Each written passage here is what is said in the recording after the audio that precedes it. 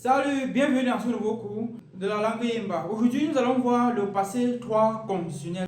Je vais commencer par définir qu'est-ce que le passé 3 conditionnel. C'est tout simplement ce temps verbal de la langue Yemba qui permet d'exprimer un regret ou un reproche sur un événement que si ça se passait dans le passé, alors on devait avoir les conséquences dans le présent ou dans le futur. Et nous avons fait un cours d'introduction générale sur le passé conditionnel, que le cours est dans la barre de description. Et également le cours sur le passé 1 et passé 2, passé 3 et passé 4 conditionnel sera dans la barre de description. Je vous invite à regarder cela. En fonction du moment que vous regardez celui-ci, il y aura aussi le cours sur le passé 4 conditionnel. Et maintenant, alors, dans l'introduction, nous avons dit de façon générale que le passé conditionnel du mandat, c'est un temps verbal qui permet d'exprimer une action ou des actions, ou bien un regret ou des regrets sur un événement que si cet événement-là se passait dans le passé, alors on devait avoir les conséquences dans le présent ou dans le futur.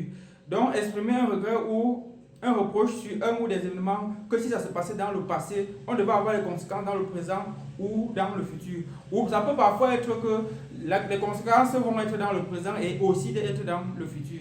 Donc c'est ça que c'est ce temps verbal. Je vais expliquer sur le tableau qui est derrière moi. Je vais vous donner les marqueurs qu'on utilise pour le passé 3 conditionnel dans la langue Yemba. Également, je vais vous donner les principes de conjugaison jusqu'à ce que, de telle sorte que vous pourrez conjuguer n'importe quel verbe au passé 3 conditionnel. Le passé 3 conditionnel. Les marqueurs de ce temps verbal, sachez qu'on a 2 marqueurs. Et quand on parle ici de marqueurs, c'est tout simplement un ensemble de mots qu'on placera devant n'importe quel verbe pendant la conjugaison. Et ces marqueurs ici-là sont constants, quel que soit le verbe. Quel que soit le verbe que vous allez conjuguer, les marqueurs ici seront constants, c'est-à-dire ils seront toujours là.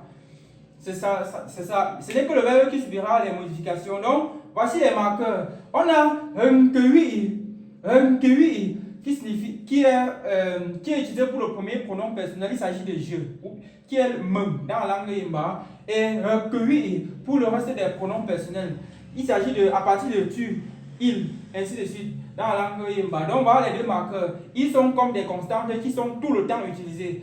Maintenant, sachez que pendant la conjugaison à ce temps verbal, le verbe garde sa forme consécutive. C'est-à-dire que quoi? Dès lors que vous pouvez trouver la forme consécutive d'un verbe, alors vous l'utilisez tout simplement pendant la conjugaison au passé 3 conditionnel. Ainsi, nous allons faire la conjugaison du verbe lizhi. Lizhi, ça signifie accoucher. Maintenant, la forme consécutive du verbe lizhi, c'est nsi. Pendant la conjugaison, qu'est-ce qu'on dira? On dira mengengkui insi, okui insi, aokui insi, pegakui insi, perokui insi, porokui insi. Donc voilà ça. Mengengkui insi, qui signifie si j'avais accouché. Okui insi, si tu avais accouché. Aokui insi, si nous elle avait accouché. Pegakui insi, si nous avions accouché.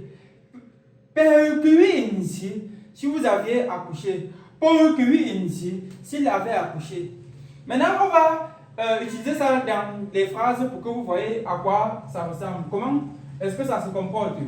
Regardez un peu. Mengengkui insi, mbo menge ia mengtinda. Mengengkui insi, mbo menge ia mengtinda. Mengengkui insi, mbo menge ia mengtinda. La phrase ici, ça dit quoi? Que si j'avais accouché, c'est qu'aujourd'hui je ne pleure pas. Si j'avais accouché, c'est qu'aujourd'hui je ne pleure pas. Remarquez que l'action accoucher ne s'est pas produite dans le passé. Sauf qu'aujourd'hui, tu es en train de pleurer. L'action ne s'est pas passée, mais aujourd'hui il y a des conséquences. Autrement dit, si l'action se passait aujourd'hui, on ne devait pas avoir une certaine conséquence ou bien un certain acte.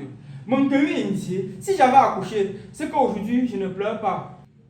Vous voyez ici que il faut faire attention sur le passé conditionnel. Parce qu'aujourd'hui, on est en train de pleurer. Parce que la phrase ici dit que, d'après la phrase ici, la personne qui est en train d'exprimer ce qu'il exprime dans cette phrase ici là, aujourd'hui la personne est en train de pleurer. Regardez. ici. Bon, parce que là, aujourd'hui, la personne est en train de regretter aujourd'hui. Parce que ici, c'est le là. Il y a une sorte de cause à effet. Regardez un instant, pour la conjugaison du verbe le groupe. Le groupe, ça signifie travailler. La forme consécutive du verbe le groupe, c'est un groupe. Pendant la conjugaison, qu'est-ce qu'on dira? On dira ingo, ingo, ingo,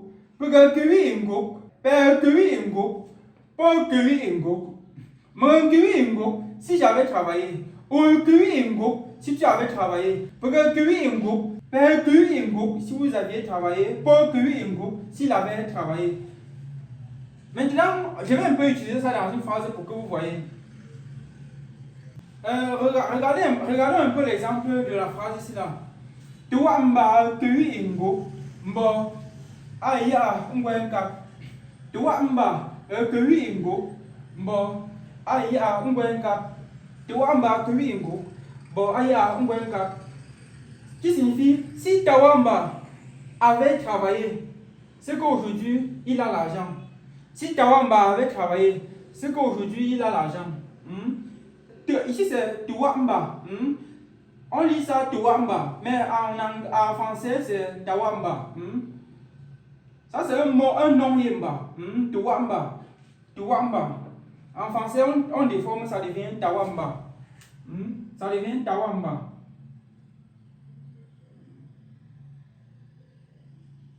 Donc ça c'est un nom yemba. Tuwamba. Tuwamba ingo, bon, aya ngwenka. Qui signifie si Tawamba avait travaillé, c'est qu'aujourd'hui il a l'argent. Donc voilà ça.